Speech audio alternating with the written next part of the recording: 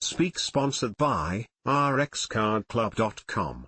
Get a free prescription drug card and save up to 85% on prescription drugs. rxcardclub.com, signs of low testosterone and what it means, key points.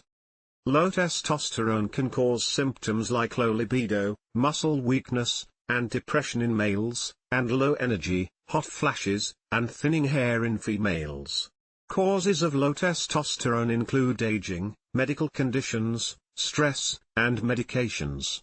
Testosterone replacement therapy, TRT, is a medical treatment option for low testosterone, but it has risks like blood clots and increased cardiovascular disease risk. Lifestyle changes like a healthy diet, exercise, and stress management can help raise testosterone levels naturally.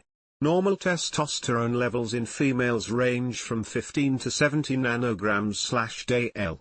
Low testosterone can lead to serious conditions like infertility, osteoporosis, and erectile dysfunction.